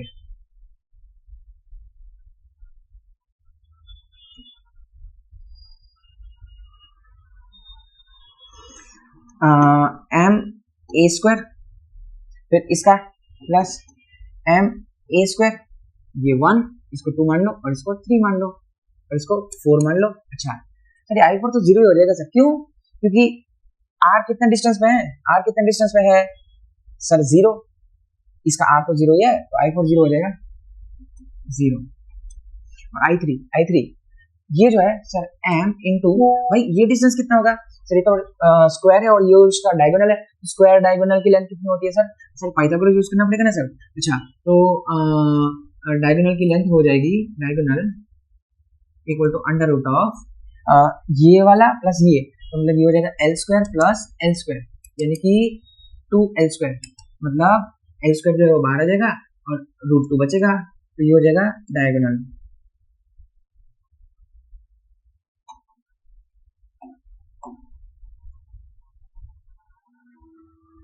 तो √2L का स्क्वायर। अच्छा ये हो जाएगा सर M, सर L है सर, A नहीं है, ओके सॉरी,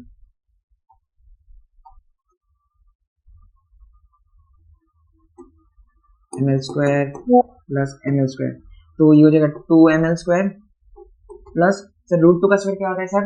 √2 का स्क्वायर 2ml स्क्वायर, तो सर क्या हो जाएगा ये 2 + 2 4ml स्क्वायर। अच्छा ये हो जाएगा मोमेंट ऑफ इनर्शिया।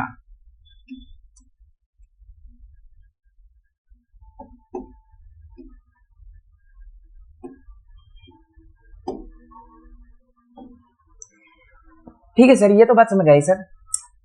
सर क्या अगर मान लो मैंने इसके अबाउट लिया सर, मैं क्या अगर इसके अबाउट लेता तो? चलो इसके अबाउट लेते हैं, सेम क्वेश्चन में है, सेम क्वेश्चन है, मैं सिर्फ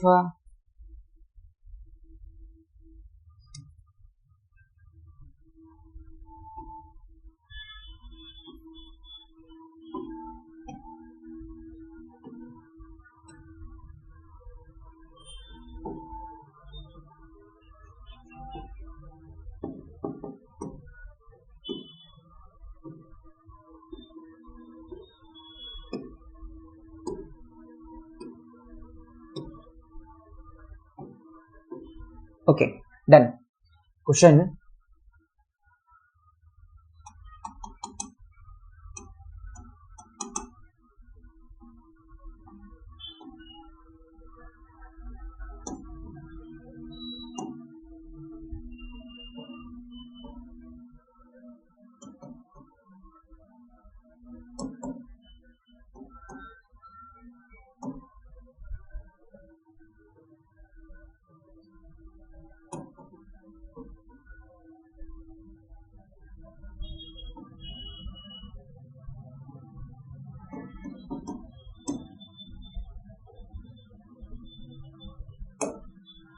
ओके चलो, तो sir I equal to I1 plus I2 plus I3 plus I4। Sir I1 बोलो, ये 1,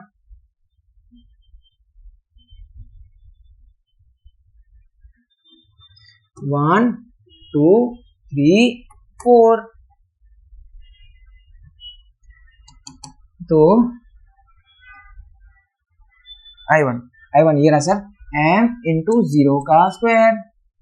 फिर ये कितना दूर है, ये L डिस्टेंस है ना, इसका L डिस्टेंस है ना, L,0 मतलब ठीक है, L x डिस्टेंस से। अगर इसको ओरिजिन मान ले तो इसको अगर ओरिजिन मानेंगे सर, इसको अगर ओरिजिन मानेंगे सर, तो इसके कोऑर्डिनेट क्या हो जाएंगे, L,0। सर इसके कोऑर्डिनेट क्या हो जाएंगे सर, L मतलब यहाँ से तो L ही है, और सर y एक्सिस में कितना है, माइनस L हो जाएगा। पर खैर y एक्सिस से कोई मतलब नहीं है, पता तुम कैसे। और सर इसका कोऑर्डिनेट क्या हो जाएगा सर, x तो 0 है सर, और y में क्या है, माइनस L हो जाएगा। अच्छा ओहो ठीक है। I2 कितना है, m इंटू x, मतलब ये वाला डिस्टेंस। सर ये 0 का कुछ नहीं, y का कोई काम ही नहीं है, y का कोई काम नहीं है सर। अच्छा तो ये L का स्क्वायर प्लस ये m इंटू एक्सिस से परपेंडिकुलर डिस्टेंस, ये L। सर ये माइनस L का कुछ नहीं, एक्सिस से परपेंडिकुलर डिस्टेंस सिर्फ है ना। सर ये माइनस L की जगह माइनस 2L होता तो कोई फर्क नहीं पड़ता। सर ये माइनस L की जगह माइनस 100L होता तो कोई फर्क नहीं पड़ता, ये L होना चाहिए बस। सर ये माइनस L की जगह करोड़ होता तो कोई फर्क नहीं पड़ता, सर अरब होता तो अरे कोई फर्क नहीं पड़ता। ओके तो L का square plus m into 0। Sir ये तो 0 है लेकिन ये तो L है ना, अरे बाबा कोई फर्क नहीं पड़ता, y एक्सिस से x कोऑर्डिनेट से फर्क पड़ता है।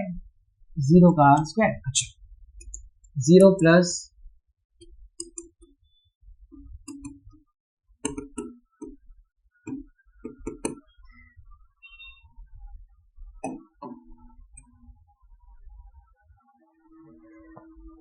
बात समझ आई। अच्छा सर आपने इसके अबाउट फाइंड किया, ठीक है सर, आपने इसके अबाउट फाइंड किया, ठीक है सर। सर इसके अबाउट क्या, अगर ऐसे एक्सेस लो तो ले लेते हैं, आ जाओ इसी में ले लेते हैं, आ जाओ।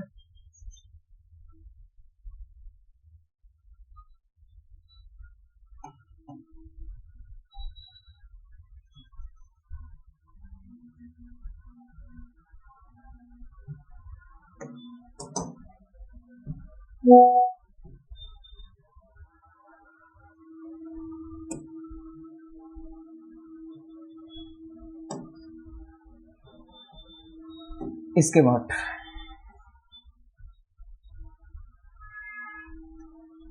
सर इसके बाद फाइंड करना है सर, आपके पास ये एक्सिस ऑफ रोटेशन है सर ब्लू कलर की। ओके कोई बात नहीं, तो I equal to I1 plus I2 plus I3 plus I4। चल I1 कितना है बोलो। सर ये तो चिपक के बैठा है तो वो तो उसका तो 0, मतलब उसकी वजह से कोई मोमेंट ऑफ इनर्शिया होगा ही नहीं, मतलब उसकी वजह से सर कोई इनर्शिया ही नहीं होगा, मतलब सर ये गोल गोल घूम रहा है तो उसकी वजह से कोई फर्क नहीं पड़ेगा सर, मतलब उसको आप अचानक ब्रेक भी मारोगे ना तो उसकी वजह से आपको कोई झटका नहीं लगेगा, ठीक है। m इंटू 0 का स्क्वायर प्लस m इंटू इतना, भाई इतना कितना सर, कितना इतना, इतना कितना परपेंडिकुलर डिस्टेंस, ये वाला ये परपेंडिकुलर, भाई इतना कितना सर, ये तो मतलब जो डायगोनल होता है उसका हाफ है, ये क्या है सर, डायगोनल का हाफ है सर, क्या है ये, डायगोनल का आधा। ओके तो ये हो जाएगा हाफ ऑफ द डायगोनल। अच्छा तो ये हो जाएगा डायगोनल √2r/2 यानी कि r/√2। सर यहाँ पे L लिखा है सर, तो L/√2, ओके, L/√2 का स्क्वायर प्लस I3, हम ये ले लेते हैं इसका m इंटू 0 का स्क्वायर प्लस I4, ये ना, ये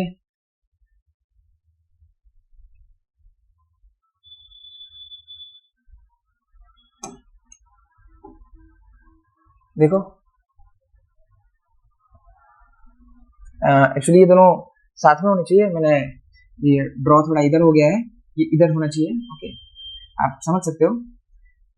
तो ये हो जाएगा L/√2 का स्क्वायर, है ना, स्क्वायर है ना, इसलिए दोनों परपेंडिकुलर ही होंगे, डायगोनल्स, दोनों डायगोनल्स परपेंडिकुलर होते हैं, ओके, कर ही देते हैं हम इसको।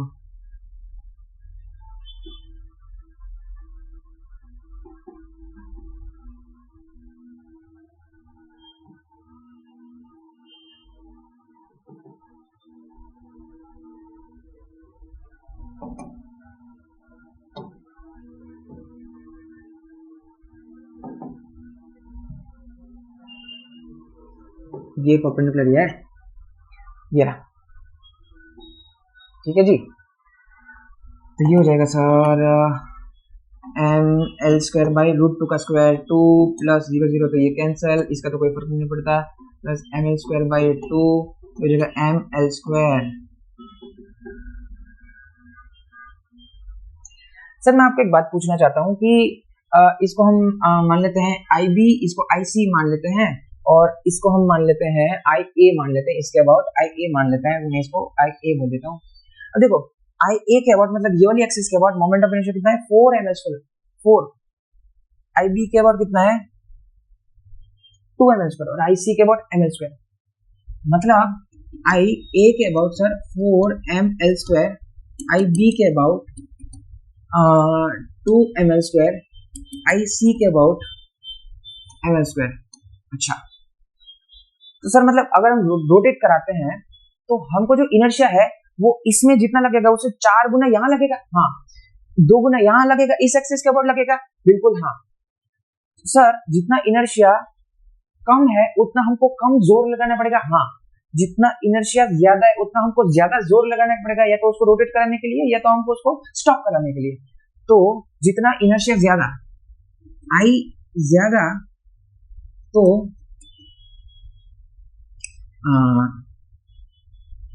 जोर ज्यादा टू स्टॉप और स्टार्ट, ठीक है जी, ये एक प्रोपोर्शनलिटी है, ओके।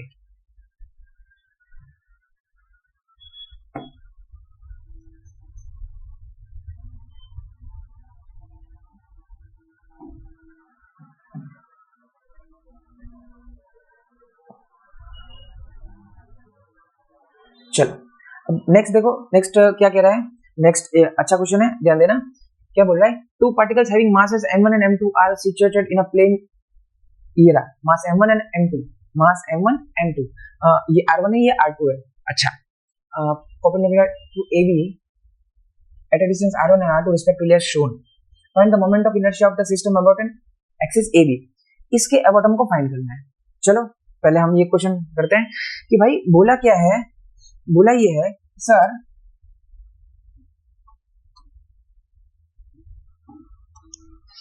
बोला ये है सर, दो पार्टिकल्स है ऐसे और कनेक्टेड है आपस में m1 और m2, क्या ये दोनों इक्वल है सर, पता नहीं, m1 और m2 स्पेशली गिवन है, ऐसा भी नहीं बोला कि m1 m2 जो है वो इक्वल है, ऐसा कहाँ बोला बताओ, तो बोला ही नहीं है सर m1 और m2 इक्वल है, ऐसा तो कोई बोला ही नहीं है, देखो यहाँ तक नहीं बोला सर, ओके। और सर ये r1 है और ये r2 है ना, तो हमको फाइंड करना है moment of inertia about axis AB,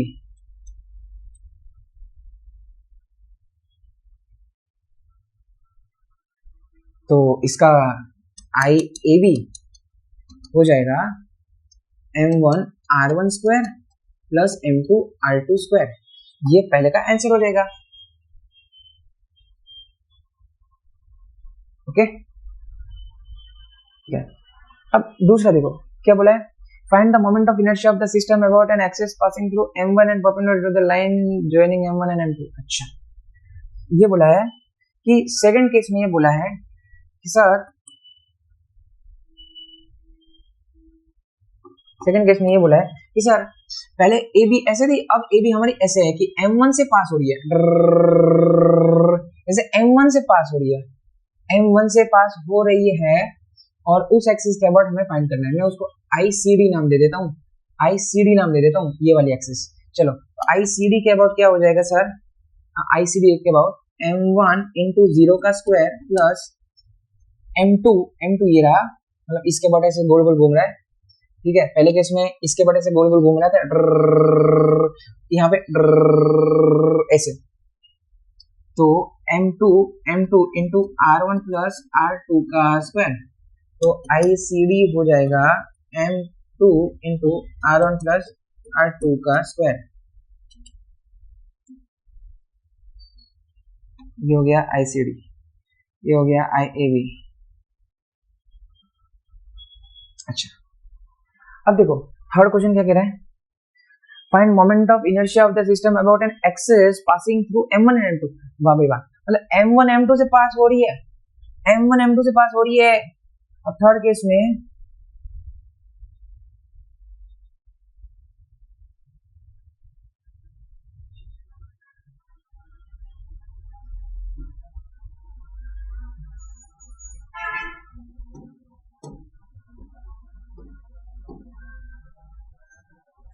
यहीं से पास हो रही है, यहीं से पास हो रही है, यहीं से पास हो रही है एक्सिस, और ये r1 है और ये r2 है, तो यहीं से पास हो रही है। तो ये कैसे घूम रहा है पता है, ऐसे घूम रहा है, ऐसे मतलब यहाँ पे ऐसे गोल गोल ऐसे है ना। तो आई इसका नाम दे देते हैं, कुछ सीढ़ी है ना, इसको नाम दे देते हैं IEF। तो IEF equal to m into 0 का स्क्वायर प्लस m इंटू 0 का स्क्वायर यानी कि 0 kg मीटर स्क्वायर। तो यूनिट लिखना मत भूलना, यूनिट जो है उसकी हैबिट ना आपको मतलब ऐसे नहीं होना चाहिए कि यार kg मीटर स्क्वायर, इधर भी kg मीटर स्क्वायर। अच्छा ठीक है सर। सर चौथा क्या है सर, बोला कि find the moment of inertia about an axis passing through the centre of mass. अच्छा सर इसका जो सेंटर ऑफ मास है वहां के पास हो रही है, ओके, तो the line joining m1 and m2, okay कोई बात नहीं। तो सर जो नेक्स्ट ऑप्शन है वो क्या है,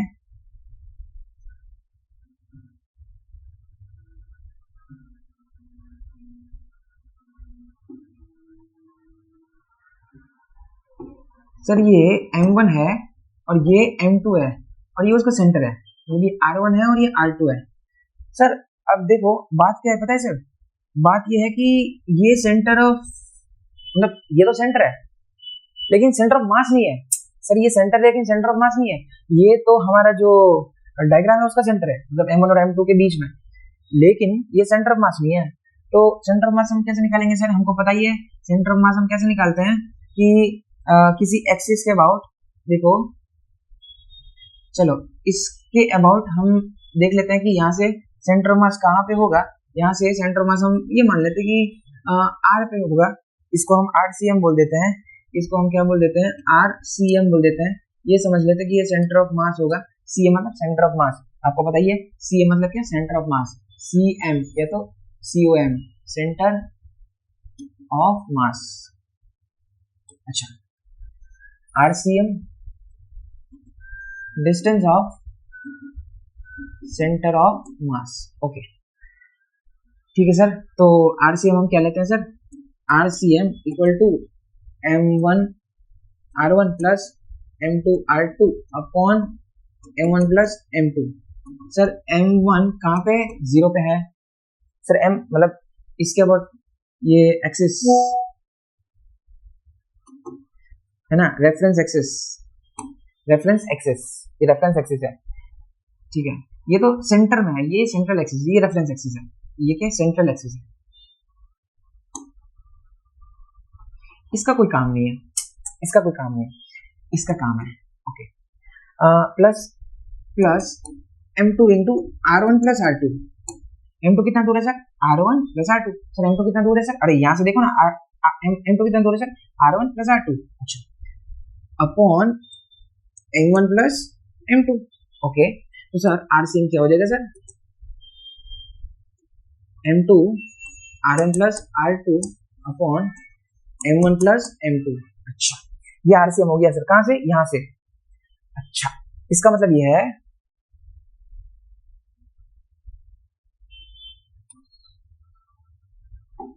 कि सर ये देखो, ये m1 है सर, ये m2 है, और सर ये जो है ना, ये सेंटर में था, मतलब ओके। और RCM हमारा कहाँ है? यहाँ से यहाँ पे सेंटर ऑफ मास होगा, यहाँ से सेंटर ऑफ मास होगा ऐसे, है ना। और सर ये जो डिस्टेंस होगा, ये जो डिस्टेंस होगा सर, उसके अबाउट चाहिए, मतलब इसके अबाउट चाहिए, मतलब हमारी जो एक्सेस होगी, हमारी जो सर एक्सेस होगी ना सर, वो यहाँ से पास होगी। और कैसे सर? प्लेन में कि परपेंडिकुलर? प्लेन में कि परपेंडिकुलर? क्या बोला है क्वेश्चन में? क्या बोला है सर? परपेंडिकुलर। देखो क्या बोला है? परपेंडिकुलर बोला है, perpendicular to the line joining m1 and m2। मतलब सेंटर ऑफ मास से पास होगी, मैं मना नहीं कर रहा, सेंटर ऑफ मास से पास होगी, मैं मना नहीं कर रहा, लेकिन perpendicular to the line joining m1 and m2। अच्छा सर, यहां से पास होगी, यहां से पास होगी, यहां से पास होगी, ऐसे ऐसे यहां से पास होगी, यहां से। अच्छा, मतलब आपको ये फाइंड करना है सर, इसको एक्स वाई मान लेते हैं। चलो ठीक है सर, डन। तो सर ये डिस्टेंस कितना हो गया सर? ये तो RCM हो गया ना भैया, अभी यहाँ देखा नहीं, ये देखो, ये डिस्टेंस कौन सा सर? ये डिस्टेंस कितना हो गया सर? RCM हो गया। हाँ, ये डिस्टेंस RCM हो गया ना। अच्छा सर ठीक है सर, तो R1 कितना है बाबा? R1 तो इतना है, R2 सर, R2 इतना है, RCM कितना है? RCM इतना है, ये रहा ना। कलर चेंज कर देते हैं,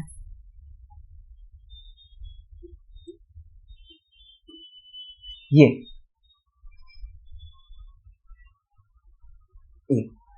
अच्छा ठीक है सर। तो सर m1 कितना दूर है? RCM। सर m2 कितना दूर है? m2 है R1 प्लस R2 में से RCM को कैंसिल कर दो। m2 कितना दूर है सर? इसमें से इतना कैंसिल कर दो, इसमें से इतना कैंसिल कर दो। अच्छा ठीक है सर।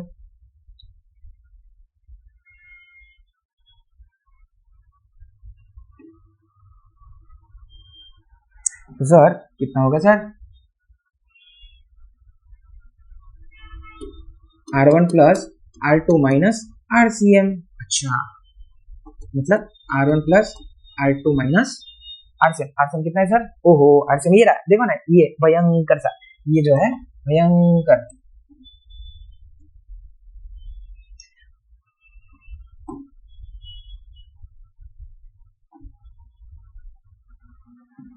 दिख रहा है ना आपको? देखो ये रहा ना। अच्छा चलो, तो सर ये फाइंड तो कर लो।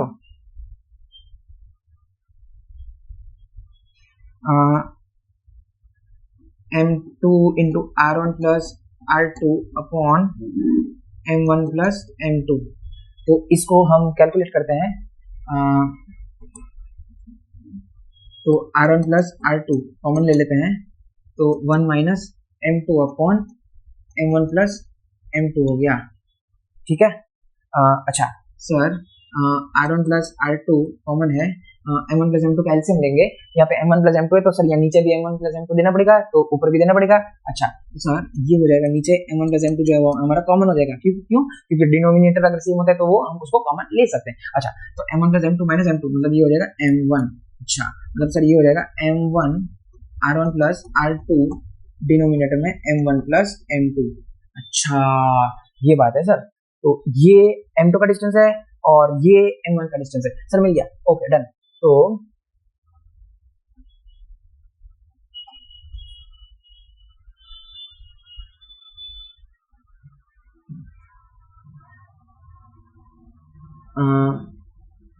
ये डिस्टेंस कितना है सर? ओके बताता हूँ इसको। ये डिस्टेंस कितना है सर? ये रहा RCM, m2 है ना ऊपर। m2 upon m1 plus m2 of r1 plus r2। अच्छा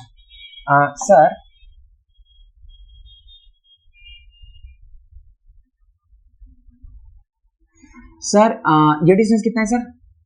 ये रहा, ये m1 है ऊपर, बाकी एज इट इज है। तो m1 upon m1 plus m2 into r1 plus r2। अच्छा ठीक है सर, अब तो हो गया sir.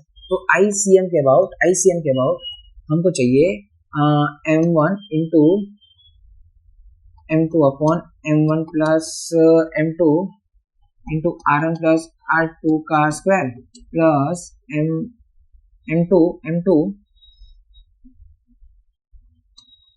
m1 upon m1 plus m2 तो r1 प्लस r2 का स्क्वायर। अच्छा तो सर ICM जो होगा इसको सॉर्ट आउट करते हैं sir. m1 m2 square upon m1 plus m2 का स्क्वायर r1 प्लस r2 का square plus m2 m1 square upon m1 plus m2 का स्क्वायर r1 प्लस r2 का स्क्वायर। अच्छा सर ये आंसर है? हाँ ये आंसर है सर। इसको सॉर्ट आउट आगे करो। हाँ एक मिनट करना देख लेते चलो।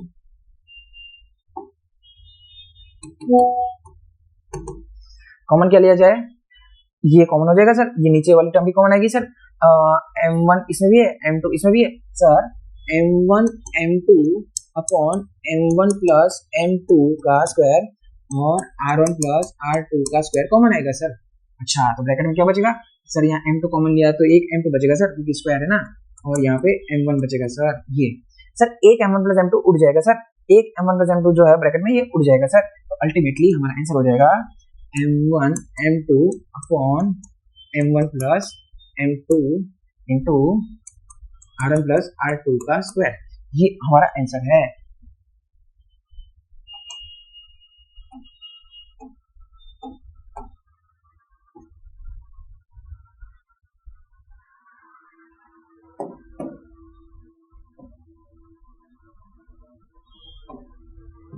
देखो ये आंसर है, ये रहा।